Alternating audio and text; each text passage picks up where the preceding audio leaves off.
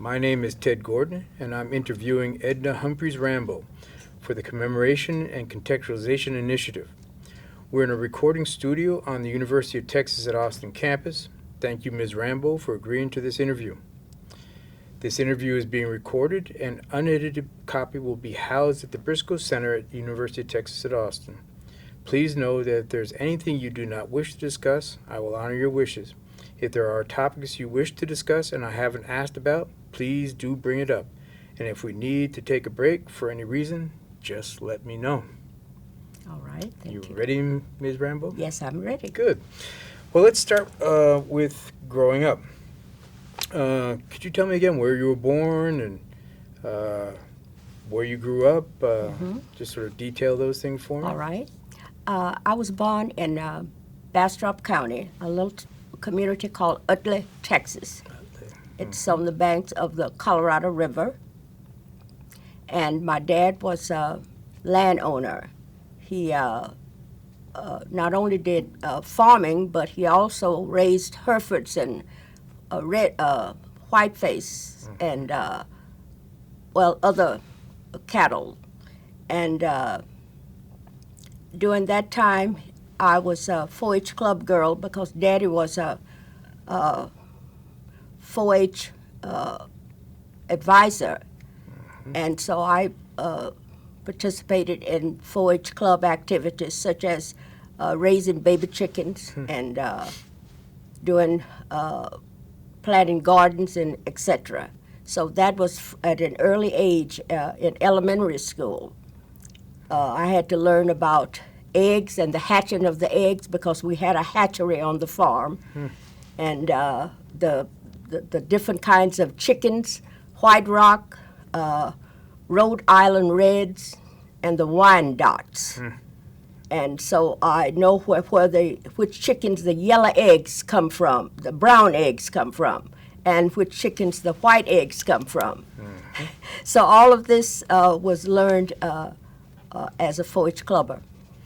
It's interesting that When I got to be a teenager, my dad decided that he wanted to pursue our living arrangement in Austin, Texas. So we moved to Austin.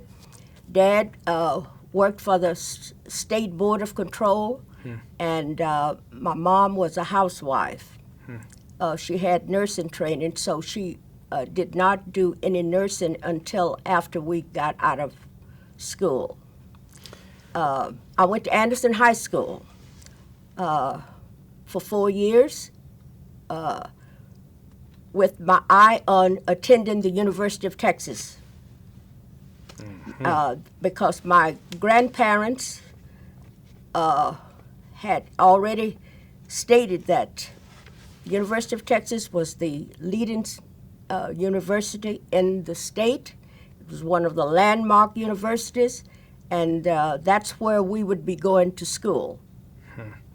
And so we were informed that our job was to really learn everything we could in high school, all the way up, because that was a great sermon that we got from both grandparents, both sides of the grandparents, my mother's side and my father's side of grandparents were telling us that they wanted us to have our minds like a sponge to absorb information so that we could utilize that at a different date to build on that. So when time came to apply at the University of Texas, I did apply in 1954, the year I graduated from high school. They accepted my application. But then later, when I came to pay my fee, I was informed that we don't accept Negroes, and says we'll refund the $50 fee that I paid to the registrar's office. The same Saturday that we registered at the University of Texas in 1956, my dad took 3 of the students to Texas A&M because they had applied for membership at Texas A&M. That was my brother Raymond Humphreys, David Washington, and John Green. They all had applied, sent in their fees for registration, and so they were given a time to come back and register. I guess they didn't know their ethnic background then. But anyway, the day for them to register at A&M was the same day that we were to register at the University of Texas. Mm-hmm. So Dad took them down there to College Station. And once they got there, they took a seat and waited for them time for them to be called up to the registrar's line. When they got there, they informed them that we're going to have to return or refund your fee and application. It says we cannot accept Negroes at this time. Dad said it wasn't a shock to him, but it was a shock to those 3 young men. So Dad says, well, that's no problem. Says the University of Texas is registering. Said your sister and your other classmates are registered out there now. Says if we hurry, we can make it back to UT's campus. So that's what they did. They got back to the University of Texas campus in time for the boys to register.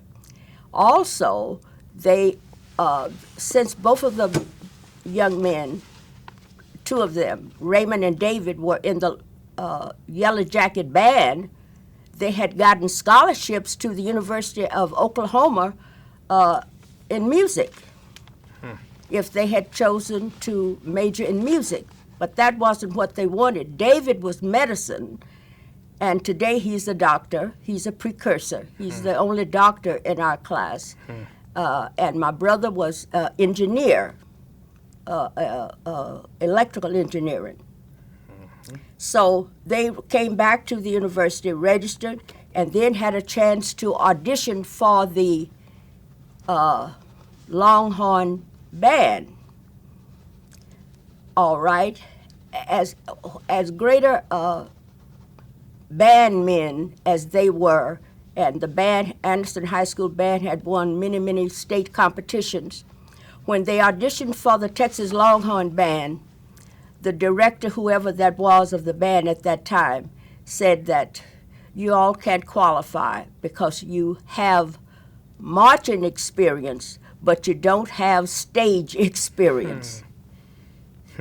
So that eliminated them from the band. At that same time, some of our other classmates were auditioning for Darrell Royal's football team. That same thing happened to some of those young men that Saturday morning on the football field. They were told that they had many different reasons why they didn't pass. So that was the registration that Saturday. So had your brother, sounds like your brother had already applied to the University of Texas and had been admitted, but decided to try his chances at Texas A&M first? No, he hadn't applied at UT at that time. And they just let him in? Yes. I guess he must have had to... Along with David Washington also. And John Green. And all 3 of them were able to come? Yes. They came back to UT that Saturday morning and registered, got back in time enough to register, because registration was held until about 4:30 that Saturday. Well, that's quite a memory of those particular times. Can I take you way back to Utley? Oh, sure. And talk about that a little bit? I know a little bit about Utley. It's just over there by Waldbarger Bend, right? Just outside of Weberville. Yes, that's right. That's right. It's nothing now. I don't think it's anything now. Well, everybody's moved away. It's just land. It's real good land, farming land. Was there a black community down there, farming? Oh, community? yes, definitely. My goodness. our school that we had there was a rural school, but it's amazing. It went to the 12th grade. And most rural schools did not go to the 12th grade. But it so happens that this principal, who was also a teacher there, had the training. And she would carry youngsters all the way through. Sometimes she might not would have but about 4 or 5 seniors in her 12th graders on, but she saw to it that they did provide all of that. That was a one-room schoolhouse, was it? No. We had about 4 rooms. Huh. Do you remember the name of the school? The Oh, elementary sure. It's used as a community center now. It was Union Hill. Hill. Colored school. That's, Union Hill Public School. And so you say your father was a landowner. Yes. Did he inherit that land from his parents, or did he buy the land, or do you know anything about that? Yes. My grandfather and my grandmother purchased that land. They purchased the land. It's really interesting. Granddad said that his first piece of land that he got when he and grandmother got married, he said he was kind of like a sharecropper. He rented the land, and and while they were the 10 years he leased that land, he had 2 children, my dad and my uncle. They only had 2 children, 2 boys. And so they sent the boys to school, and says that the gentleman who owned the land told him, says, Robert, says, if you want to make spring planting, said, you're going to have those boys take them out of school and let them help you. Granddad says, no, I won't. Says, those boys are going to stay in school. Says, and we're going to, my wife and I will, and we'll get some hands to help us to do the planting. Says, but the boys are going to stay in school. And so he says, well, if you can't make it, you're going to end up having to move. Granddad says that he decided then that he, on purpose, that he would not make planting time, he would start. He says that's the last time he rented land from anybody. After that, he purchased his own land.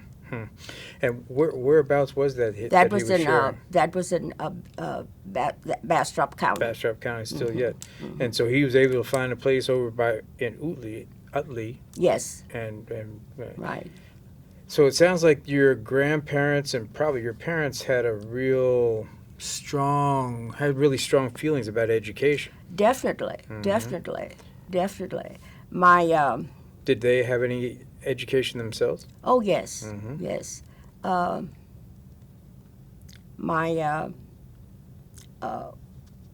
granddad's first cousin, Professor Claiborne Yancey. Claiborne Yancey. Yep. Was a great inspirator, a great person to provide inspiration to members of the community as far as education goes, because he was an educator. And so... now, is that your mother's? No, that's my father's mother. That's my father's... Let me keep my mouth shut. You okay, go ahead. that's my grandfather's first cousin. They have the same. Those 2 men, those 2 first cousins, have the mother and father who are sisters and brothers. I see. So there was a strong tradition of education. Yes. From way back. Right. Plus, my grandmother, my mother's mother, was a music teacher.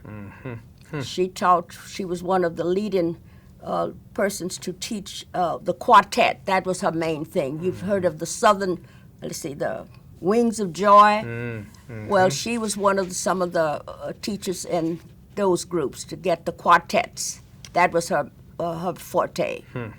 Now, was this in the school out there in Utley. Utley? Yes. So Yeah, it sounds but her influence was all the way around, not only Webersville, Bastrop, Elgin, all over. Wherever there were quartets, they heard about Miss Sylvia. so people used to move around Yes. those rural Yes. communities. Exactly. And they would attend churches and different things. They had a lot of revivals and different things. And of course, 4th of July and 19th of June, people would come and visit, exchange. It was entirely different. Even 19th of June was mixed. You would think that only blacks celebrated that, but we had many Anglo friends, neighbors, who participated in 19th of June. Same way with the 4th of July. Now, would this have been in Utley or would Yeah, it have been in Weberville? this or is in in Utley. Yeah, it was in Utley, yes. So Utley had its own Juneteenth and as well as 4th of July Oh, celebration. yes, definitely. What's your favorite memory of those? Some of the speakers, some of the people who came to speak, I always was interested in personalities in those people, and I try to get up as close to as I could, as far as my parents would let me go, so I could listen to the people speak. Do you remember any one of them in particular? No, not really. Because I not know really. a lot of politicians and other folks used Yes, to like go yes, and talk to yes. folks. People from the community, lawmakers, physicians, different people from the community. So what's your favorite memory from grade school, or did you have a favorite teacher, or any story or anything that you wanted to tell us about those times and those days? Well, I remember I was a kind of a little thin girl, skinny, but my parents says tall. I don't know what they meant by tall. I don't know what happened to the tallness, but I was pretty fast, I believe it, and we had the girls' 50-yard dash. Wow. And I understand that I would win out every time. Now, the other girl says, "Oh, sure, Edna can run." Says she doesn't have anything. the other girls were teenagers and they had reached puberty, and they said, look at Edna, she's just bare. Says no wonder she can run. But I love the relays that we did. And we had a very good basketball team, too, girls' basketball team. This was in Utley? In Utley, yes. That's where I learned how to, my free throw, and also my duck shot. I used to, the 33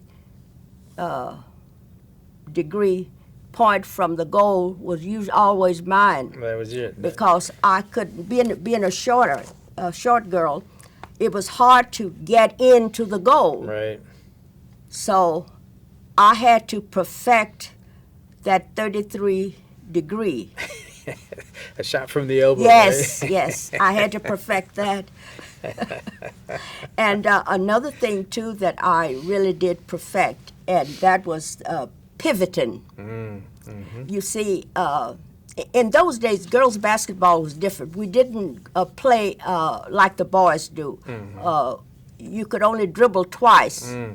We half court is what we had. We had one team was on one side of the court, and the other team had the other end of the court. And we would have 3 guards, 3 forwards, and three guards, and the other team would have 3 forwards and 3 guards. And that's the way the game was at that particular time. Well, sounds exciting. And So this was always a great thing too, and the fellas really enjoyed watching us play. So you were mentioning that in the Emancipation Day celebrations, Juneteenth, that both whites and blacks came to those celebrations. Yes. Do you remember what were the race relations like in Utley? That was a while ago, right? Well, a small farm community like that, race relations were, being a kid, I didn't know too much about that, to tell you the truth. Right. Now that I think about it, I didn't know too much about that. I just know that my parents had Anglo friends, and and when I say friends, they would be people who would come by. Come to the house. Yes, yes. And Grandpa and my grandmother would visit them, and especially during canning time, where they right. would be canning vegetables. That's what I was going to ask. What kind of vegetables did you all can? Well, Dad was a 4-H club person. That's right. So there they maintain a canning facility in the community to can goods for people, the citizens. Just like at one time, they had a factory in the community whereby they made mattresses. In Utley. Yes, this was government sponsored for the citizens in the nearby communities, from Smithville to Bastrop, Webersville, as far as Elgin. Interesting. And they did all of that. So, how old were you more or less when your family moved to Austin? I was 13. 13. So you almost immediately went to high school. Yes, Anderson High School. Anderson yes. High School. Can you tell us anything about Anderson? Oh yes, that was the awakening for me. Anderson High School. That's when my brain was kind of like a sponge, where I tried to remember almost everything the instructors taught us. We didn't have computers then. We didn't have television, nor smartphones. So everything had to be put up here. Yep. You had to have your own storage there. You see. And so I tried to remember as much as I could from from each instructor that I had. So it must have been quite a change for you coming from Utley to Austin, and Not really. Really? The study habits were still there. Study habits were still there. The only thing that I had to adjust to was the girls. The girls were I couldn't get ready for them. They were much faster than. Now, do you mean running in the races, or you just mean? Well, faster? I'm talking about daily living. I did some of the things that they. I didn't know about those things. You're just a country girl, huh? Yeah, country girl. Yes. All right, but it sounds like you learn fast. No comment. Mr. Ted, if I Yes. may very quickly, be mindful of your movements with your left hand. I sometimes do see them Am on I the hitting? camera. Oh, this hand? Yes, correct. Okay. Thank you. Sorry about that. Okay. I'll try to keep it out of there. Okay. Anderson High School. Did you have a favorite subject, favorite teacher, favorite thing to do? Yes. I had quite a few favorite teachers. My favorite subject was actually government, chemistry, and of course I like the fine arts, but mostly political science, the social sciences, because that's where I saw that a lot of differences could be made in the world through those different disciplines, not just one, but all of them. If we would partake of some of the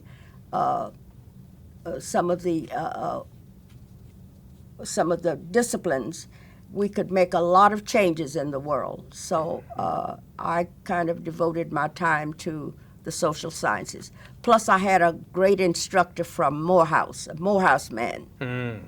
He had gone to Morris Brown. People don't know about that school. I know about Morris But you Brown, know, yeah. yes, he had gone to Morris Brown, and he had gone to Morehouse, and he was a great instructor.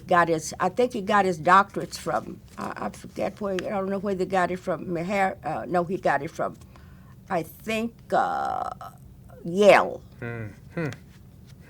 And so he was teaching at Anderson. Yes, yes, yes. I've heard that Anderson had a lot of good. We had a lot of outstanding teachers there. We had a lot of outstanding teachers. And I think it's Anderson doesn't give itself credit, but, you know, when I think about that, when I think about the Union Hill Baptist Church, that rural school where I came from, Anderson High School, then the Houston Tilson, then the University of Texas, I think that is something to be proud of. I think those schools deserve recognition. Now, at Anderson High School, our teachers were aware of the situation in the world as far as civil rights. They also taught us about preparing us for integration. They talked about that a lot. Many of the instructors did. And they worked over the mark in order to give us the training. And all we had to do was to apply ourselves. So speaking of that, were your teachers aware, or were you aware of the Sweat case? Oh, yes, definitely. Our parents talked about that all of the time. Not only that, it was talked about in the churches, in the community, the NAACP. It was on the radio, television. It was on radio and television. And the Austin Statesman and the Austin American both carried that article. And Mr. Sweat would also, he visited a couple of the churches when he was a student. David Chapel, he visited, Ebenezer, and Greater Mount Zion. He visited quite a few churches when he was a student here. What was your family's church in those days? Rising Star. Rising Star. Rising Star. That was a church that was founded by Reverend A.K. Black. Reverend Black is the one who led settlers from the south here to Austin. And they settled in that area where the University of Texas baseball stadium is. That's one right, place in where they Blackland. settled. Then the other place where they settled was what they call St. John. Yep. Up there by Reagan High School now, Yes. up there in the St. John's all Colony? of that. All of that area was St. John. All of that area was the settlement area. Because I used to hear my granddad talk about along I-35, the cotton patches, because the Chambers owned quite a bit of that land along I-35, where we turn off to go to Walmart. He says that used to be all farmland, because the Chambers owned that land. And interesting. So did Sweat ever visit your church? I'm sure he did. I'm sure he did.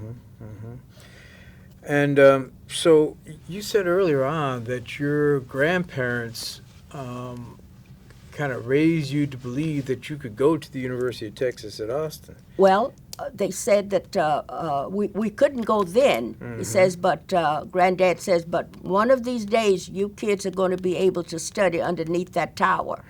That's when he took us on Saturdays when we were small. He would take us walking In those days, MLK was not busy. Right. The streets were not busy in those days. And we would go by the fountain because on Saturdays, so many families would come and visit the Littlefield Fountain there on University Avenue and bring their children and all. And so Granddad would take us there. And so one day we were there, and I wanted to go up on the campus where the benches were. I wanted to sit down, and Granddad says, "No, you can't go up there." So I say, "Well, why not?" He says, "Well, I'll explain that to you." He says, "But you can't go there." So I kind of had a stubborn face there. He says, "Well, if you're going to act like that, I might not bring you here anymore." So he said, I'll tell you about that. And so by that time, he lifted up my brother Raymond. That's Raymond. He lifted him up, and he said, you kids, you see that tower up there, that beautiful tower, orange tower?" He says, "One of these days, you kids are going to study beneath that tower." Wow. I didn't know too much what he was talking about. He says, "But remember that. You're going to study beneath that tower." And I kept that in my memory. And sure enough, it became a reality. Became a reality, right. So were your grandparents and your parents involved in the civil rights movement, or did they here in Austin? Yes, or? Granddaddy was a Mason, and not only that, but he was a card carrying of a life member of the NAACP. NAACP. Yes, Mr. D. Whitty. He supported D. Whitty. Yep. 100%. So he was active in it. What about your father? Daddy too. Yeah. And so, coming up to your senior year, what year did you graduate from high school? 54. 54. And at that point, did you apply to University of Texas in 54? Yes, I applied in 54, and I was told that we can't accept Negroes at this time. And so... and what made you think that you should apply in 54? Well, the Supreme Court's decision, Brown versus the Board of Education, 54. I didn't know that the University of Texas was going to be an outlaw for 2 years. The University of Texas was really an outlaw. It was really, she did not abide by the Supreme Court's decision. It took her 2 years to come into compliance. So she was a renegade. There were a number of students like you who applied as undergraduates in 54. Yes. And some were accepted.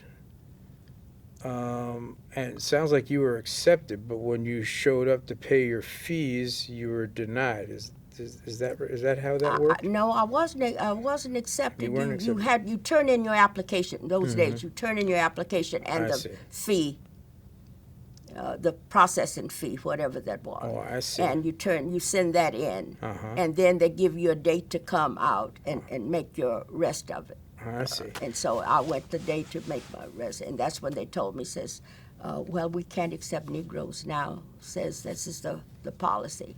We can't. Now that is, when I think about that, that sounds so. It just doesn't sound humane to even say that. I remember when Barbara Jordan was with us during Girls State, she told us that in 1950 she had applied for admission. That's the year she graduated from high school. And she had applied for admission at UT, and that they told her the same thing, and told her that Texas Southern was there. She could go to attend Texas Southern. It's really sad for the University of Texas to have been at that state in history when people from many, many countries were coming here enjoying the benefits of the tax money that our parents had been paying for centuries. And these people were coming to this country entering the University of Texas, and the people of color could not attend, and their parents are paying taxes and have been. It seems so unfair. And I think Texas is going to have to should honor that, should meet that, should negotiate something, because it cheated many people of color out of an opportunity to get an education. Let's see, my granddad would be along with the lawmaker that we had, Mr. Pickle. Pickle, yep. Granddad would be with Pickle because they knew each other. Jake. Jake Pickle. He called yep. him. And he called him Granddad Bob. They knew each other. Now, Jake he was a farm boy. He went to UT. Granddad could have gone there too. Yep. See? I remember Granddad said that when he was in school, he would skip a couple of days of school to go and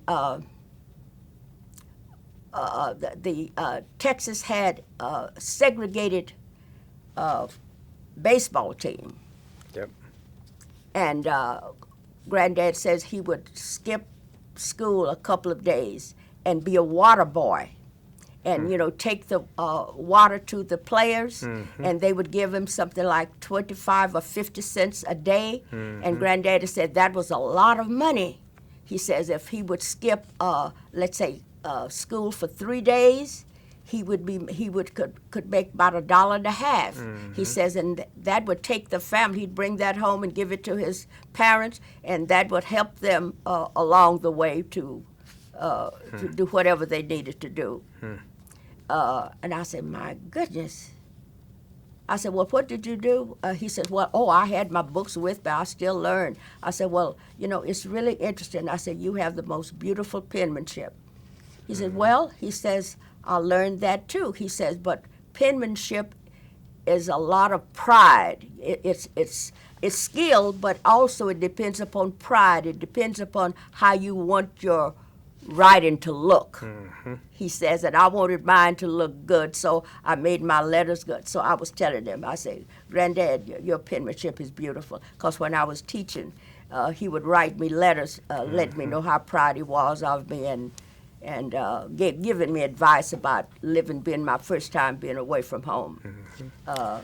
Ms. Rhambo, let me get you back to Yes. To when you applied. So you applied in '54. Yes. There were some other folks who applied as well, and what they told them, well, in fact, some of them were admitted, and then when they realized that they were Negroes, then their admission was rescinded. You never got to the point where you were admitted. They No. just, when you showed up to pay your fees, Right. then they told you that you couldn't. That's right. That you couldn't come. Did they recommend that you go someplace else first and then apply? Or Oh, no. what? No, they didn't have to recommend because my parents knew what I was going to do. So what did you decide Well, to do? Dad says that, Granddad, you're going to be going to Houston-Tillerson, and you'll go there until the university open up, he said, because Granddad said university cannot hold out that long. Says, according to Thurgood Marshall's on this case, says, and the university is not going to be an outlaw that much longer. It's going to have to open up. Says, until then, they told me, said, you get in there and you do the best studying you can do. So Granddad and Daddy knew my advisor over there, Dr. Jones, who used to be the dean of Houston-Tillerson. He served under Dr. King. He was a United Methodist minister, and he was my advisor throughout. He knew that I was going to be going to UT as soon as it opened. So he was my advisor, and this is why all of those courses, because when I entered UT, I had something like about 30-something hours more than what I needed. So he was my advisor, Dr. Jones. How long were you at HT? Just 2 years. 2 years. What were you taking out? What were your So did you have a major or subjects Well, that you were? well, you know, you had to take the requirements the first 2 years, all of your Ah, math and right, science right. Mhm. and your foreign language. Mhm, And then I managed to get a chance to specialize in some areas such as my criminology, my sociology, philosophy, courses such as that. And were there other students at HT Transferred with me. that you knew wanted to go to the University of Texas? Yeah, that was about 3 more. The other one is my sorority sister, Johnny Van Johnny Dyke. B. Rucker. Van Dyke. We need to get Johnny Rucker Van Dyke up in here to talk to us. I should have called her. Yes, you know, off the record, she taught with my wife. They both taught at Andrews Elementary School for years together. Okay. Her, yep, Yeah, Johnny B. and I went. yep, And, to HT. And so, why did you decide that you wanted to come to UT rather than staying at HT? oh, well, my idea always to go to the state school, the state landmark school.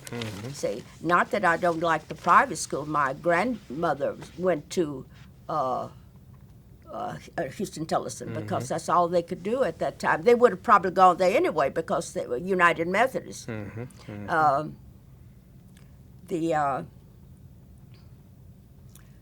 But that was no choice. If the university if it had been in compliance, I would have been there in '54 rather than '56. And so your parents supported you in your decision that you wanted to go to University of Texas? Yes. Yeah, they held that in front of me. Plus, it ended up being my decision too. Now, these are some rough times in the nation. All that Emmett Till Yes. situation was in '55. Right after and- that, yes.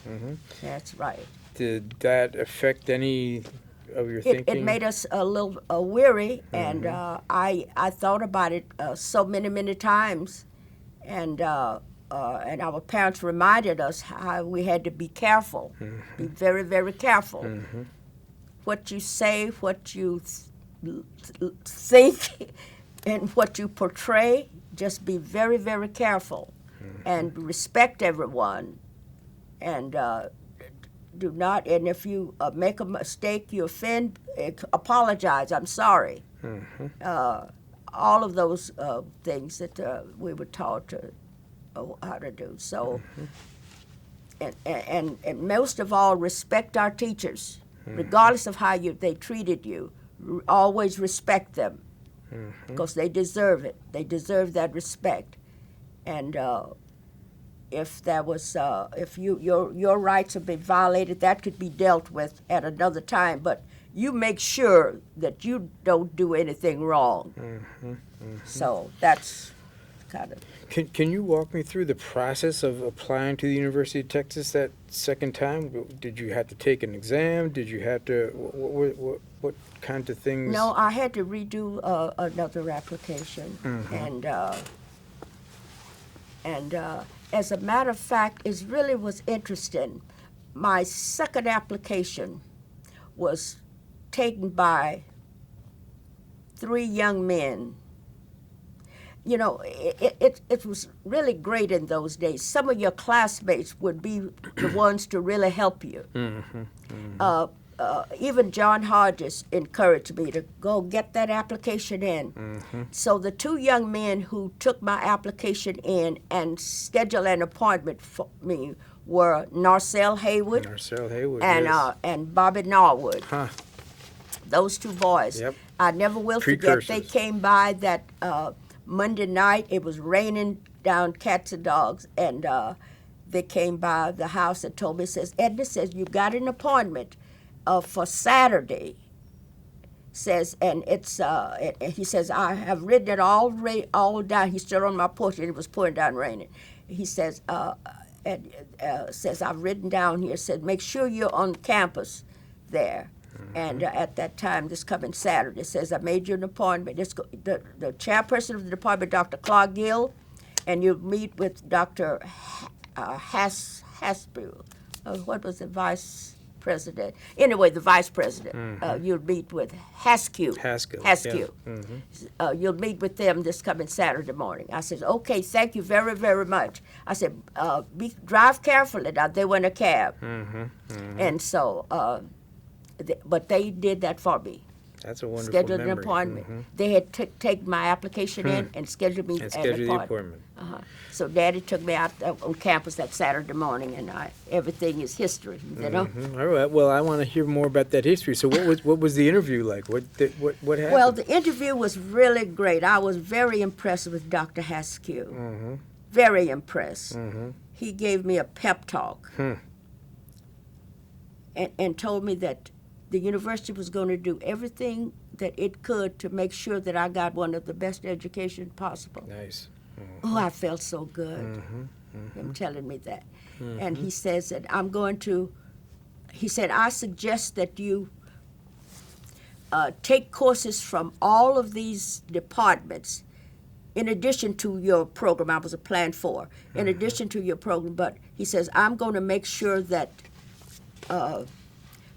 professors from the different departments be advisors for you, and you take courses in their departments, such as the School of Architecture, the School of Medicine, the School of Engineering, the School of Law, because you might decide that you want something else. So you need to take some courses in all of those areas. That's what Dr. Haskell said. So He was right. He was right, and I did. And I'm so glad I did. So, about how long did the interview take? Oh, my goodness.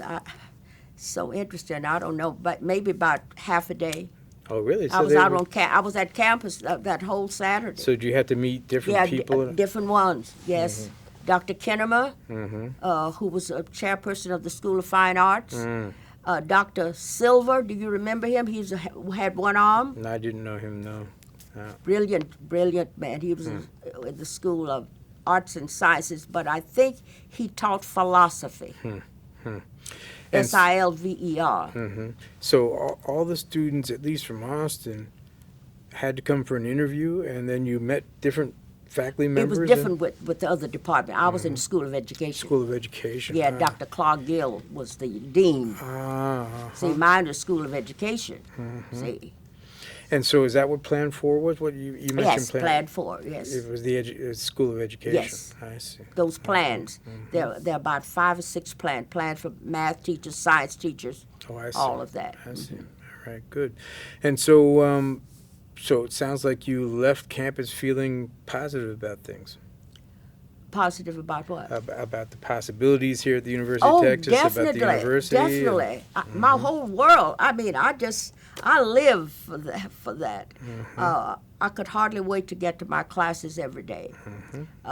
Even though I didn't have the most wholesome instructors, I could tell that some of the instructors really didn't care for us. They wouldn't even look at you in your eye, no contact. They would talk to you, but no contact, as if you're not a person. Yeah. And the grading was terrible. If you made an A, you would get a B. If you made a B, you'd get a C. The grading was terrible. That was the biggest problem, I think, was instructors. I sure wish. But then you say, how could they be any different? In a society like this, they came up through this. Their mores and folkways were of that. So how could they be any different? Now that would be the technological way to look at it. But the humane way was to say that I don't care what the folkways and mores are. You're an individual person. You can think. You have feelings, or you should have feelings. So you're saying that some of the instructors, was it all the instructors who treated you that way, or just some, or what? I'd say most of them. Mm-hmm. Most of them. I think most of them were going with the flow. They didn't care about us being on campus anyway. Mm-hmm. They didn't care. So whether we succeeded, whether you succeeded or whether you failed, it was no difference. You know, it didn't make any difference. They didn't care. What about your classmates? There were some who were, well, of course, some of them came into the same mold, but then there were some who were different, because I had some real good friends, even I think today, if they were living, if Shirley was living today, and quite a few of the others, if they were living, I think we would have a relationship. Who's Shirley? But not all of the students were. Who is Shirley? Shirley Bird. Shirley Bird Perry. So you were friends with Shirley Bird Oh, Perry? yeah, we were classmates. We did our observation together. She is one of the icons of UT. Yes, that's right. And she was one of my friends. Yes, we did our observation together. Did she talk to you at all? She was involved when Dr. Martin Luther King came to campus in Yes, 63? 60? Well, see, I wasn't here. I was in Denver. See, I lived after graduation. My husband and I moved to Denver, Colorado. So I just got back here when my parents got older, and I needed, so I had to get back here. I was going to ask you if she had checked in with you when she was going to host him, but I guess you weren't No, around I at was that in point. Denver. All right. Well, so it sounds like some of your classmates were quite supportive and. Yes. Okay. Yes. What were your first impressions when you actually came for your first classes? Did you live on campus? No, I lived at home in the city. In the city. So you commuted to. My brother and I commuted. Yes, we rode. The first year we rode the bus, and the second year Dad bought us a vehicle, and he drove. Your brother drove to campus. Yeah. And what was your everyday like? What time did you get up? What time did you get to campus? Did you spend the whole day on campus? What was Yes, that like? I would. Monday, Wednesday, and Friday, the schedule. His schedule was a little different from mine, so. But Monday, Wednesday, and Friday, our schedules were the same. In the mornings, we had morning classes beginning at like 9 and ending up around 4. That's 3 days a week. Then the other days, they were different. So I would ride with him, but I would come back earlier than him because he was ROTC and engineering. Right. And they had to, after engineering, they had a cadet meeting, so he would be on campus later than what I would be. So you ride the bus home? Yes. Did you eat on campus? Oh, yes, student union, yes. Student union, Yes, student union. On one floor there was our study session. We women, and that's some of my classmates too. We set up a study place there in the women's section of the student union. And that's where we would study. I didn't know they had a women's section of the union. Yeah, they had a women's section, yes. Especially for women. Sure was. Interesting. All right. Did you know any of the young women who were living, for example, in the Whitus House or Almitras Co-op or any of those? Yes, I did. I did. Yeah, I did. Many of them entered with me in 56. In 56. Many of them entered. Right. And then the others came later. Ms. Durden was the in charge of them. Miss who? The lady who's in Durden. Almitras Durden, right? Durham, yes. Yeah. Durden was at Houston Tillotson. Right. Okay, and so what building on campus were most of your classes in? What building on campus was it Sutton Hall? Let's see, Batts Hall. I had classes at Batts Hall. Quite a few classes at Batts Hall. The architecture building. Sutton Hall. Sutton Hall, right? The education building, right? And the other two buildings. What's the other building right next door to Batts? What's the name of it? I don't know, there's Calhoun, there's Mezzi, no, Mezzi's on this side, so Batts, what's the name of the president? I can't remember. I can't remember. Me neither. I go to work here every day. The architectural building. Parlin, Yeah. and then Rainey, so it's Parlin, Rainey, Calhoun, Batts, Mezzi's, and Message, we had classes there too. And then the medical section, because I had a cadaver and I had to get another one because my lab partner wanted to be a plastic surgeon. She said her father was a plastic surgeon in New York. And so she wanted to do all of the cutting, and I would have to do the sutures. oh Lord. So I said, that won't work because I need to know how to do as the instructor is giving us instruction how to perform the sutures and the incisions, I need to know that too. So I told my dad about that. He says, well, why don't you get you a cadaver? So I had to ask the instructor, and the instructor said, yes, says, well, my dad talked to him, and Dad says, well, the way things are going, my daughter's not going to be able to learn how to do incisions if she has to just do sutures. Says her lab partner wants to always do this. He says, well, she'll have to get her a cadaver. He said, well, Dad said, well, she's already paid the $50 fee. He says, well, I'll let her do another one for $25. Oh my goodness.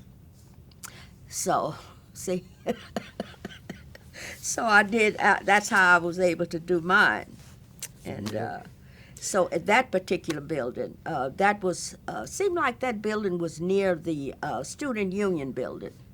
Yeah, I'm not sure which one that would have been. I at don't that either. point. I don't know what it was. I guess but they had classes in the old women's building for a while there. Maybe that was it. That would have That been might close have to been. student. Yeah, who knows? But anyway, so while you were attending school, college, did you work? Oh no, no, I didn't. I didn't do that. No. For that, okay. And did you have friends here on campus, or where Yes, was I your had friend friends groups? on campus. Some of the young ladies who were living in the Whitest House. Let's see. And then, of course, my classmates who attended from Anderson High School, and some of those young ladies who were from other places like Beaumont, Lampasas, all over Texas. They came. Those, in other words, there were 74 students who entered in '56, that Saturday, who registered. I And have so the names of all of them. you have the names of all. All right, well, good.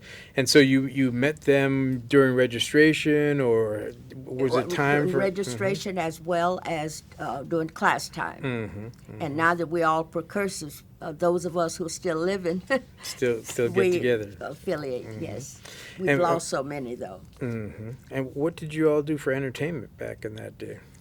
My goodness. There was no entertainment. My only entertainment was the studying. No, that was no entertainment. Unless we had get-togethers in the community. There was really none. I used to hear Charles Miles talk about what they would try to do, go to some of the events on the campus out there, and they were turned away. But, you know, I really had no school life there. But thank God I was a Girl Scout and I also was a candy striper. And I did work in the community in my church. And that kept me busy. When you were a candy striper, which hospital did you? Holy Cross. You were at Holy Cross. Right on yeah. MLK, there Yep. used to be the big Holy Cross Hospital Yep. there. And they it was torn down later, and I really regret that, because when you have a hospital and a school in a community, it keeps the community going. But the hospital was That's a good torn point. down. When did they take Holy Cross down? Do you remember that? I had to look that Let's up. see. My son was born there in '63. Mm. So It was after that, because I was in Denver during that time. And then when my parents told me that they had removed Holy Cross, and and it became part of Seton. But now it's called the Shivers Radiation Center. Yes, I know. I passed there all Very, the very time. small. It was a big hospital, and it really did. The doctor there, Dr. Celine Heinemann, a little German. She was from Germany because she used to tell us about the old country when she was a girl. And I understand if we look her up in the encyclopedia, I mean on the internet, she delivered thousands of babies in Texas. That's her history. She's was one of the great women gynecologists, Celine Heinemann. And do you know, many of us girls wanted to be like her because of her quite efficiency. And that was, I think, one reason why I wanted to continue being a candy striper, because she would give us lectures as to how we were to treat the patient and what the jobs were and all, and how much she appreciated us volunteering. So that's what I did. So to get back to UT in terms of that, so where are the spaces where you felt most welcomed on campus? Were there any? Well, sister, you couldn't participate in any activities. You couldn't participate. Can you imagine? Couldn't participate in any activities because I wanted to serve on the debate team. Because I knew I wanted to be an affirmative on that. I was going to choose the affirmative side. Well, I was going to do both affirmative and the other side, but I really wanted to be an affirmative debater. I wasn't allowed to participate in that. That's when I say I wish I could have gone to Texas Southern, because Texas Southern had an outstanding debate team. Yes, they did. And so I said, but I can do that here at the University of Texas. I can do it here. So there wasn't any opportunity for you to participate in activities. The only thing you had to do was just study. And that was kind of bad, whereby other kids could explore their personalities and their talents. But only thing, here again, you're held back. But thank God you don't let your talents die. You let them continue to grow, because they will blossom some kind of way, in maybe another form or fashion. So. Did you continue to attend your family church, or did you go to one of the churches close to campus, or did you continue to be active in the church when you were at school? Yes, I continued to church, family church there, Rising Star. But while I was a student at the University of Texas, I met a young lady who was also, she was a junior, and she was majoring in communication. We became friends. And she was a member of the University Presbyterian Church. And she would invite me to some activities there. So I attended those activities every Wednesday evening after school, because we got out of class early. She and I had a class together, and we got out at, let's say, 3 o'clock, and I'd go on over to the church with her, and we would stay there on Wednesday evening. And family night, that was family night. And that's where I used to participate. I really enjoyed that. So that would have been one kind of safe space on campus for you. Yes, yes. And they openly accepted you as.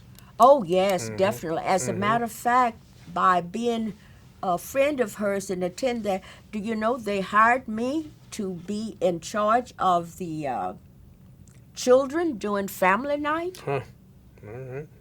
All right. They paid me for 4 hours of tutoring there in the infirmary. Wow. So I really, it seems as though that the Presbyterian Church was a little bit more advanced in their thinking than some of the other churches at that particular time. Excellent. So, were there any particular places that you felt most excluded from here at the University of Texas?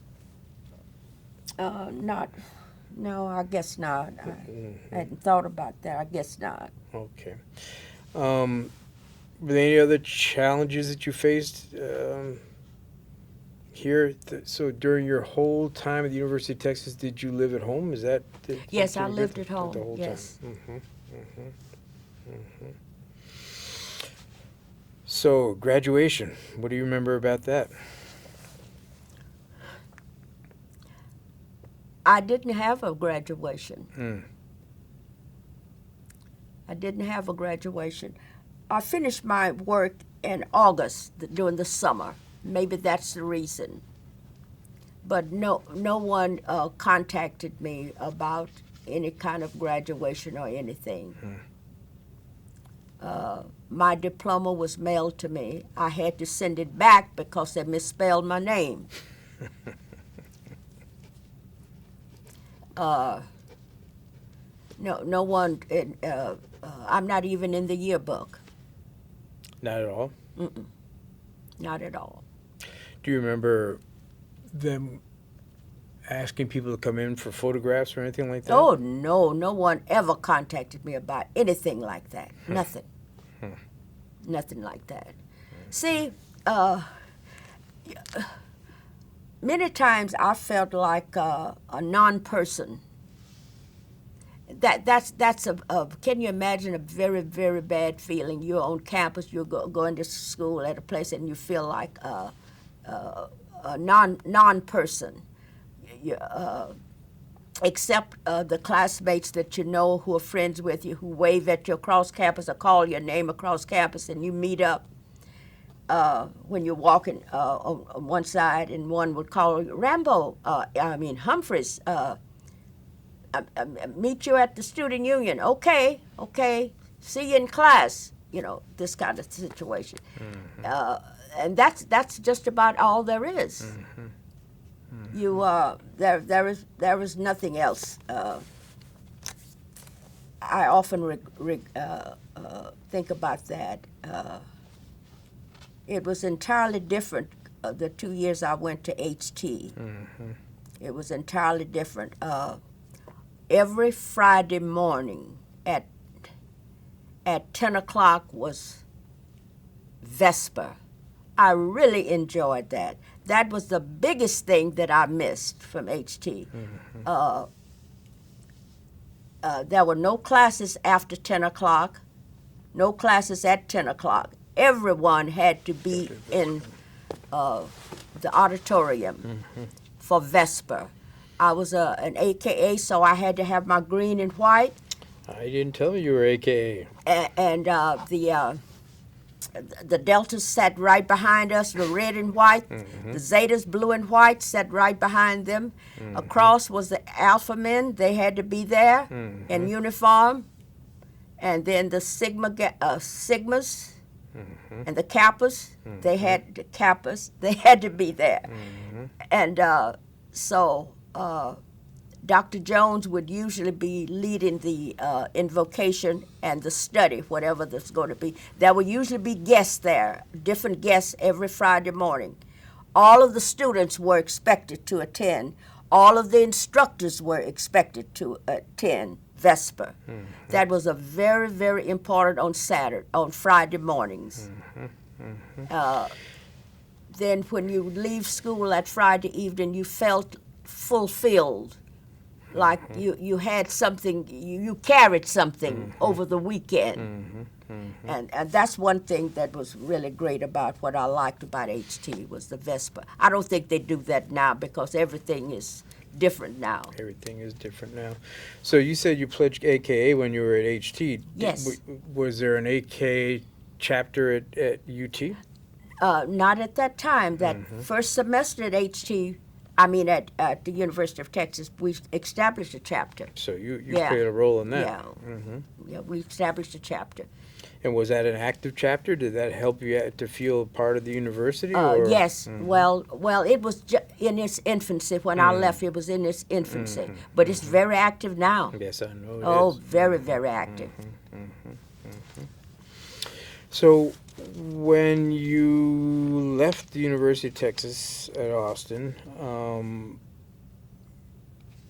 what did you move on to in terms of academic or professional life? Yes. My dad wanted me to go on to law school because he says that.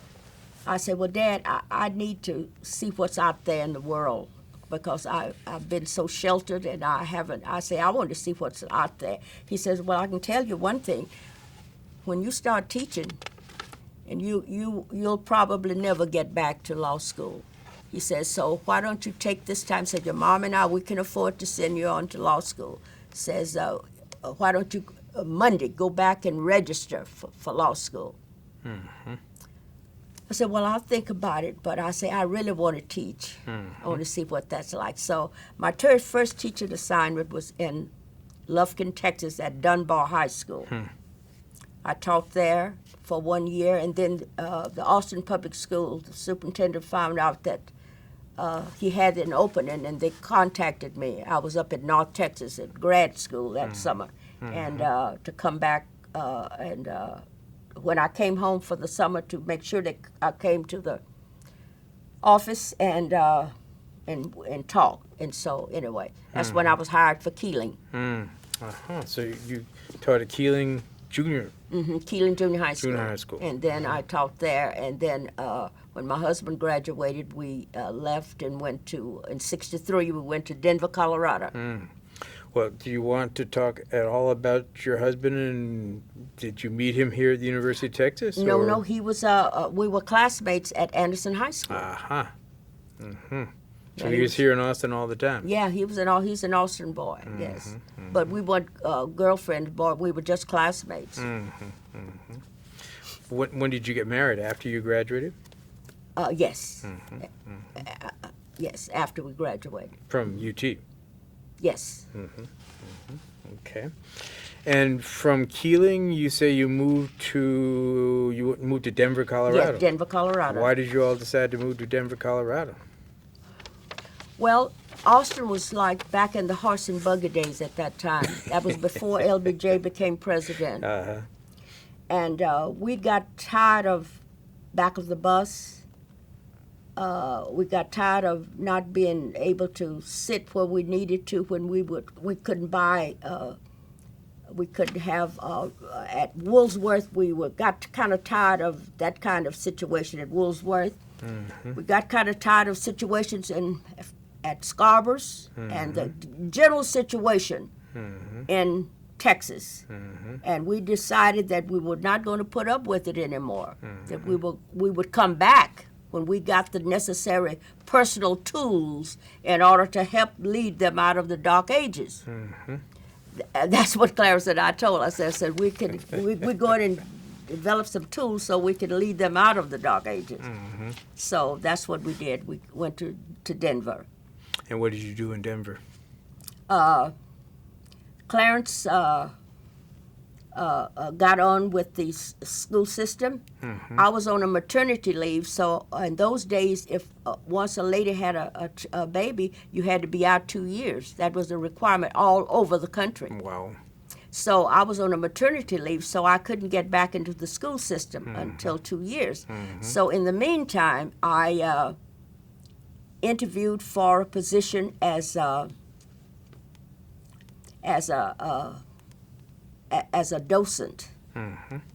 I got the position, and a docent is a lecturer at the Colorado State Historical Society. And that's where I did. There's a picture. They're taking a picture of that. That's one of the pictures here. So in that venue where I had to give lessons. When people came to the museum for tours, I had to give them lessons on whatever they came for. Suppose they were coming for the fur trappers in Colorado or the buffalo soldiers. Well, I had to lead them to the exhibit, what that was, and give them the history of that. And then when I did finish with that class, they would pass on, and I would have another class coming in. Well, I didn't do all of that by myself. I had a group of volunteers. The ladies who were members of the League of Women Voters were volunteers. So they would help with some of the lessons. And so I didn't have to do all of that all of those tours myself. And then when your 2 years were up, did you go back to the classroom? Yes, I did. I went to Scott Carpenter Middle School. I taught there for about 3 years. And then I was recruited by the principal at another school to, he had heard about the work that I had done, to come and work in the Project Hercules. He called it Project Hercules. That was a program whereby those youngsters who were on the streets, many of the dropout kids, were with a program that he had developed, this principal had developed. It was something that they would buy into. And so he heard about the work that I had done at Scott Carpenter, so he contacted me and asked me to come for an interview, come to see him, and I did. And I was hired for that. So I worked Project Hercules until my husband was recruited for ExxonMobil.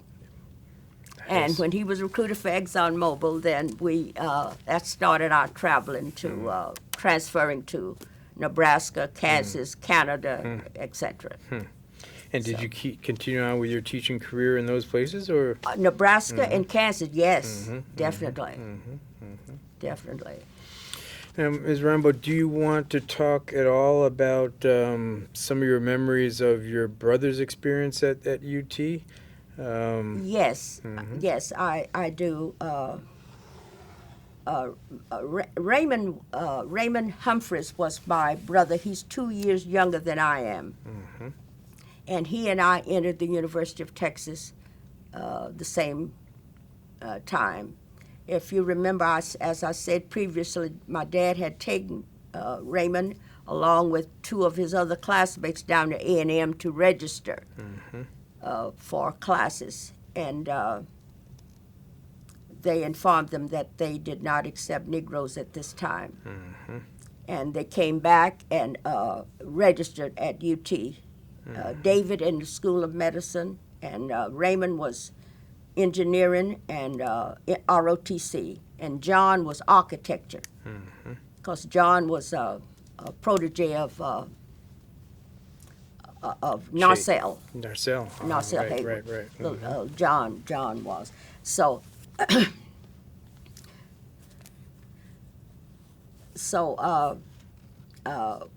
but what I'd like to mention about Raymond, when he came back and registered and he had classes, he had, what was interesting to me, his physical education.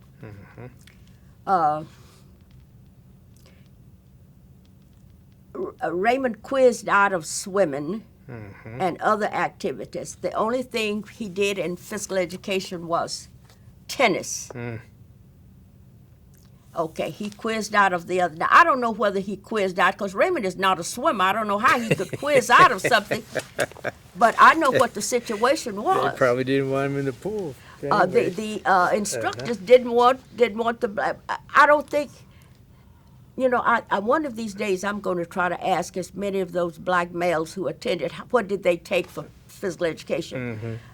They did not want the black males to take swimming. Or those courses where they'd be in contact with the other students. It hurt me so much that my brother, whose area was tennis, and that's what they allowed him to do. Now, if you remember, the tennis courts were over near where Blanton auditorium, where Branton Museum is. There used to be tennis courts all along MLK in those days. And so guess who's Raymond's tennis partners were? Who? The deans, The deans. the instructors Hmm. in the school, in school of PE. Hmm. Not student. Raymond never played against his other students. Wow. My granddad used to come down there and visit. He knew the days that Raymond had PE. He would drive down and look at him play tennis, and he would come back and he said, says Raymond's partners, his opposition, old men almost as old as me. So you see, what does that tell you? That is something that is really hard to get over. He was not allowed to play against his own classmates, his peers. But instead, he had to play against older men because you're not good enough to play with your classmates. We have to keep an eye on you.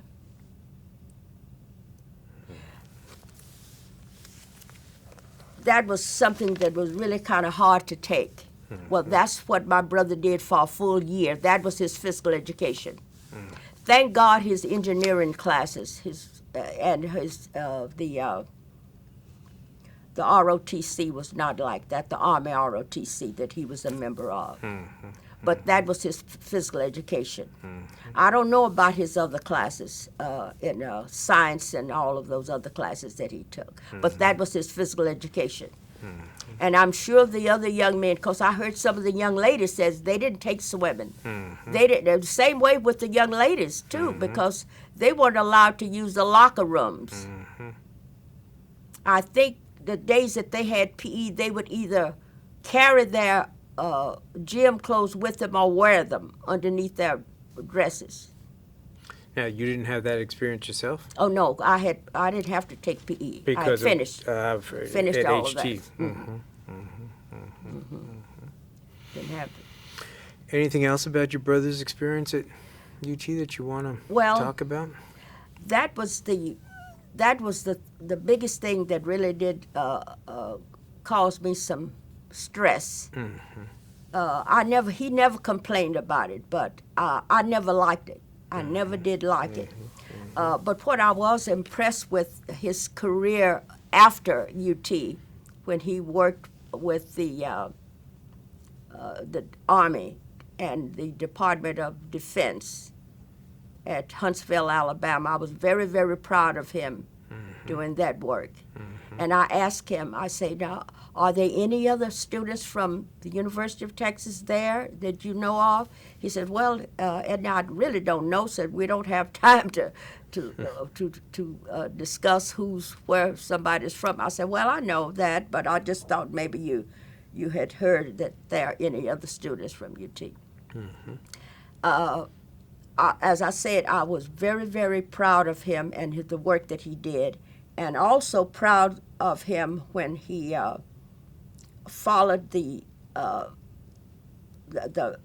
Titan missile on out to White Sands, New Mexico, the proving ground. I was very proud of him then too, and that was the last time that he worked with them. And after that, he was with the Hughes Aircraft Factory in Culver City, California.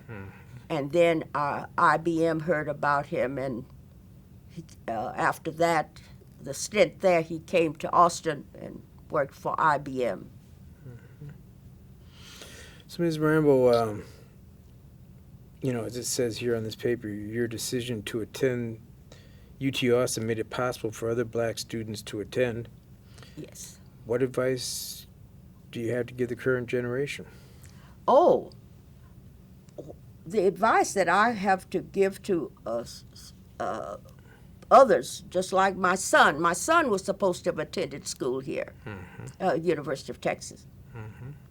I would advise other minority students to let them know that there's nowhere else could you get any better quality of education than you can here at the University of Texas. In other words, the instructors are here to do that, to provide you with quality education, but then you have to meet them half of the way. You have to have a mindset to indulge in your own education. And I would advise them to think positively and give the University of Texas a chance. I would come here in a minute because you can get a quality education here that you couldn't find anywhere else. I'm a living witness that this is the situation. I can remember at the North Platte High School, I was hired there because they needed a political science teacher. They had about 10 or 15 young men who were thinking about going to the University of Nebraska because they wanted to be playing with the Big Red on the University of Nebraska's team, football team. But they had to take American government in order to pass. And so they had to, that was the only course that they needed, so they had to come back to school. That's when they hired me as a political science teacher. So when they introduced me, the principal said that when he introduced all of the teachers, he said, "We have a new teacher in the Department of Political Science." Says she's from the University of Texas. Said, you all know that. That's the home of the Longhorn. He says, I'm familiar, he said, because I've played there a couple of times. He's from, I don't know what school he's from. He said, yeah, he said, we're all members of the Big 12, whatever that meant. So he said, anyway, and I stood up, and then he went on and introduced the other lady and the other gentleman. So when I got to class, when I was telling the students about what the purpose of the course, what we were going to do in the syllabus and passing out stuff, a couple of the guys says, Miss Rhambo says, do you think I'd have a chance playing on the Longhorn team? I say, I imagine so. He says, I said, well, where do you plan on going to school? He says, I thought about the University of Nebraska, says, but and University of Oklahoma. He says, I'm not so sure, says, I think I'll apply at UT as well as Oklahoma, and since I've already applied at Nebraska. I said, well, that makes sense. So anyway, that, brought some reflection on what the university's reputation. Yep. And of course, when I was hired as a lecturer at the State Historical Society, one of the members said, who's on the appointing team that appointed me to that position. Now, I had to qualify for the job because I had to take a civil service test, and I came out with a high score, and that's why I was considered for that particular position. So, Ms. Rhambo, how has attending the University of Texas at Austin impacted you in your life? Well, it's number one, it gave me a lot of self-confidence, self-esteem. That's a big thing. It does for me personally, and it made me feel as if I could do many, many other things too. But it also meant that I could spread my wings and touch many entities that I could not touch otherwise. And as a result of the learning that I got and some of the instructors that I have been around, it influenced the way I did some of my teaching. I was greatly influenced by one of my great instructors, Dr. Walter Prescott Webb. He was one of the great influences of mine, and some of the thesis of some of my teaching models came from his Great Plains book, Right. as well as his Great Frontier book that he wrote. To the extent that in doing some of the teaching models, people want to know, Ms. Rhambo, how did you know how to present that particular model? How did you know how to do that kind of synthesis? Well, you know, I learned that from listening to and reading and seeing the displays that Dr. Webb did and some of my instructors at the University of Texas. And when I told them, I said, that came from the University of Texas. He says, and this person is a great educator himself. And he wanted to know, how did I know about that model? See?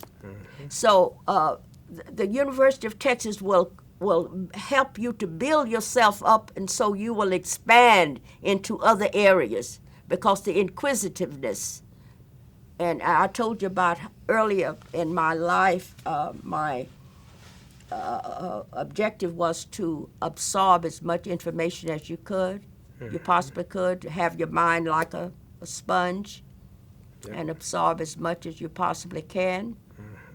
And just let your mind be wet with knowledge, just dripping. So, is there something else I should have asked you, or something else you want to say? Well, I think we've covered a lot. We've covered a lot. I hope I haven't disappointed you. You have not disappointed me. You've overwhelmed me with information and insight. All right. Well, I have certainly enjoyed the opportunity. I don't know when I've talked this much about the experiences, but one thing I'd like to say is that if there were any negative points that I mentioned, don't let them be anything discouraging. I just want, if they were negative, I mentioned them to let you know how things were at that particular time. Now, we are not there now. We've moved from the Dark Ages. See, we're not there now, and please don't let anyone drag us back into those years. See, let's keep going forward. And I see that the University of Texas is moving forward, because look, we're here today. You have me here today. So you are moving forward, and let's please continue to do that, because our school is one of the best schools in the whole world. Of all of the landmark schools in the United States, University of Texas ranks as, I think, with me, number one. Miss Edna Humphreys Rhambo, Yes. thank you very much. You're very welcome. Very welcome. It's been a pleasure.